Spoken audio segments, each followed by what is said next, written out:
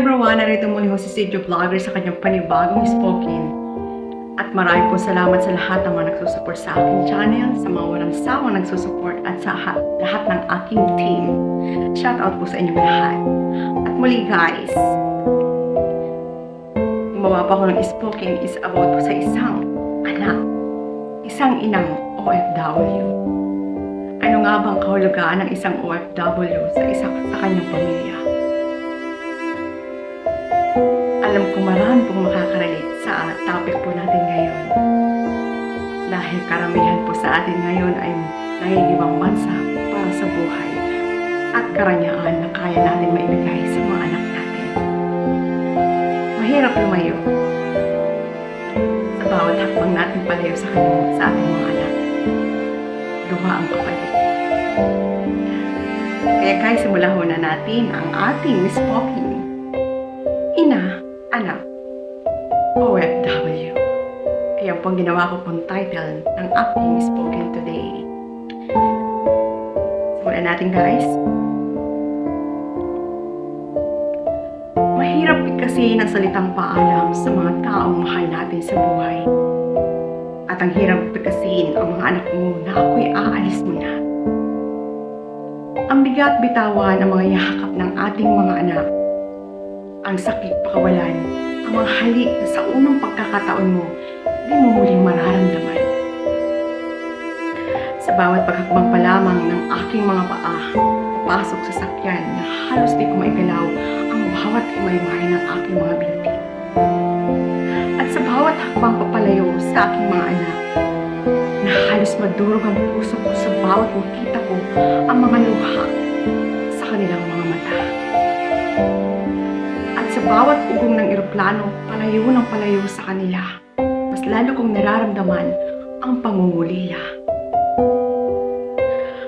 At bigat sa aking puso na hindi ko alam ano ang aking dadatnan sa aking patutunguhan. Sa bawat hakbang na malayo sa aking mga anak, natanging baon ko ang pag-asa na muli kong kikita. Dala ng mga pangarap na sana isang araw maibigay ko ang buhay na para sa kanila. Ngayon, nakarating ako sa aking patutunguhan. Mga dayuhan na di ko alam anong kahihinatnan. Ngunit tanging baon ko ang lakas ng aking loob at ang mga luha ng aking mga anak. At sa bawat butil ng pawis at sa bawat pagod ko, baon-baon ko ang pag-asa na darating ng panahon na muli kong mayayakap. At nagsimula na ako sa panibagong mundo. Walang oras na ang tanging sila ang tumatakbo sa aking isipan at sa aking puso. Dalang pag-asa na muli ko silang mayayakap. Halos hilahin ko ang araw at ang buwan upang makabalik sa aking pinagmulan. Hanggang sumapit ng aking pagbabalik. Di ko alam ano ang aking nararamdaman sa sandaling pagbaba ng eroplano na aking sinasakyan. Mga halong emosyon ang tanging nararamdaman ko at pananabik na muli kong may hayakap sila.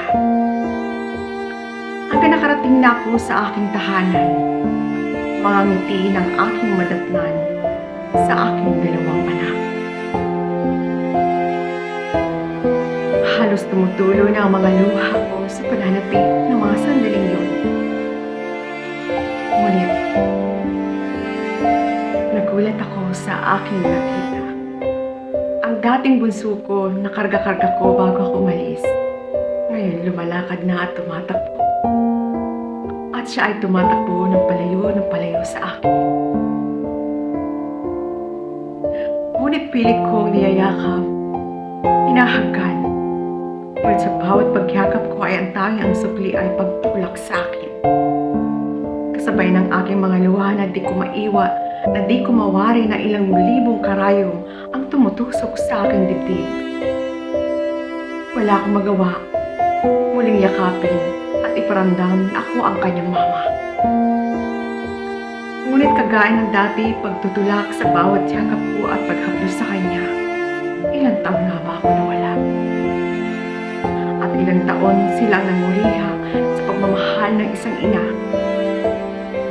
na hindi na ibigay na dapat sa murang isipan niya. Ako ang dapat nakasama niya at nakikita. Ngayon nakabalik na ako. Ngunit ni isang ngiti mula sa kanyang labi, wala akong makita. Kahit isang yakap, di ko maramdaman sa aking anak.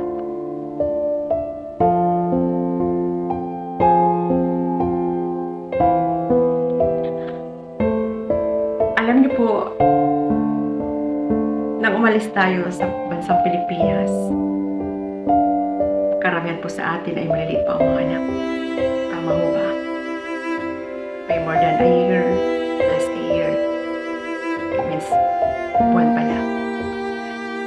Umaano tayo para maibigay natin ang pangangailangan ng bawat anak natin na hindi maibigay natin sa Pilipinas sapagkat napakahirap po ng buhay natin sa Pilipinas. Nag-sacrifice tayo na malayo sa mga anak natin upang maibigay natin ang karangyaan na minsan natin or maybe mahirap ipagkait para sa pamilya natin at lalong-lalo sa anak natin para sa kinabukasan.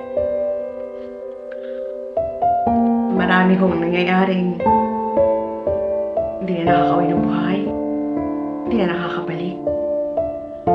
May kanya-kanya po tayong kapalaran kung anong kahihinatan natin sa ibang bansa. Ngunit ang tanging lumalaban tayo sa pagmamahal natin sa ating mga anak. Kaya kahit anong hirap, pagod, halos luha, gutom, ngunit hindi tayo tumitigil para sa kanila. Isa na rin pa ako isang OFW. Naranasan ko pa paano ako naging malupitan ng amo ko before. Pero sa awa po ng Diyos, kahit o ganun, hindi naman ako nasasaktan. Yung mamurahin ka na, papagalitan ka ng pagkain. I accept, basta wag lang ako masaktan. Dahil ako kaya kong tiisin yun. Basta ang mahalaga po sa akin, may maipadala ako sa Pilipinas. Pero dumating din ho ang punto na nagbago ang aking employer, yung mama ng aking employer. Pero yung pinaka-employer ko, siya naman po ang nagbago sa akin. At ako at the time po ay muntik na po akong ma-rape. Umuwi ako ng Pinas. Ginamit ko ang pera ko na para sa mga anak ko para makauwi po akong safe. Nagawa ko ng reason at emergency para makabalik ako. Ang kinausap ko po ang mama ng employer ko. Sa time po ay pinayagan ako. 50-50 po ang usapan namin. 50 sa nilang pamasahe, 50 sa akin. Makauwi lang po. Pumayag na ako. Dahil kailangan ko makauwi at makatakas sa magiging problema ko soon. Kaya po tayo ay may kanya-kanyang kapalaran pagdating po natin sa ibang bansa. Hindi po natin alam kung anong kahihinatan natin. Maswerte na lang po tayo kung makukuha po natin ng mga amo ay talagang mababait at marunong magkapwa-tao. Kaya nga po sabi po ng mama ko, ang panlaban po natin sa lahat ay ang pagdasal sa Panginoon. Pero alam ko po sa lahat na nangyayari po sa atin ngayon ng mga pagsubok sa buhay at maraming nangyayari na nasasaway dahil makapagbigyan na po tayo ng magandang kinabukasan sa ating mga anak.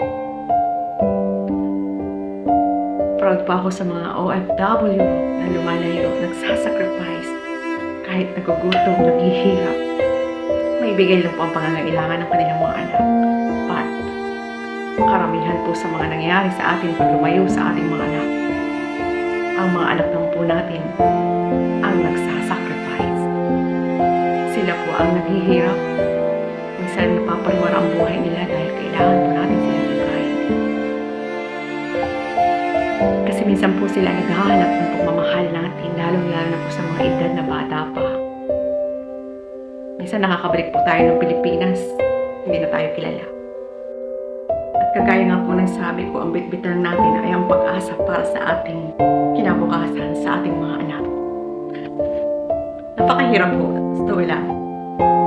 Ako isa po akong anak ng mahirap pero hindi po ako lumaki sa sobrang hirap na pamilya dahil mayroon pong nagpalaki sa akin. Kaya Pero nung magkapamilya ako, inisip ko ang buhay ng aking mga anak, lalo na sa sitwasyon ko sa akin. At hanggang sa nag-iwang bansa ko para sa mga anak. Hindi man pa ako sanay sa hirap sa trabaho ng bahay, maglaba, magluto. Pero lahat ng pinag-aralan ko para matuwa sa akin ang amo ko, maipakita ko na deserve ako sa aking trabaho. Pero nga lang po, talagang hindi po natin naiiwasan tayo na nagkakaroon ng problema dahil hindi po natin sila kalahi. Karamihan po sa kanila sa atin ay nagkakaroon ng problema. Minamaltrato, napapatay, pauwi sa Pilipinas. Minsan po nakakalungkot isipin na yung mga kababayan po natin na uuwi na sa Pilipinas ay parang na pumapantay ang kanilang mga paa dahil sa pagsasacrifice sa kanilang mga anak, sa kanilang pamilya. Maibigay lang po ang pangangailangan nila. Pero proud po ako sa mga isang OFW, isang ina na iniwanan ng kanilang mga anak para sa kanila. Kaya saludo po ako sa inyo lahat. At huwag na po tayo makakalimot mag-isal sa Diyos para maibigay po tayo sa tamang tao at sa tamang lugar na kung saan po tayo ay makakabuti at lagi tayong safe sa anumang oras. Kaya guys, salute ako sa lahat ng mga OFW sa anong po kayo ng panig ng mundo. Mag-ingat po kayo parati. Muli guys, marami pong salamat ngayon dahil alam ko marami pong makaka-relate sa aking topic today bilang isang OFW. Marami pong salamat uli at hanggang dito na lang po ang ating pagkukwentuhan. Hindi ko na po pinahaba at baka humaba naman po ang aking time. Sa masabi ko lang po sa inyo, mag-iingat po kayo sa naman po kayo ang panig ng mundo, sa lahat ng nangyayari po sa atin. Mag-isa lang po tayo. Ganito na lang po at maraming salamat. Bye!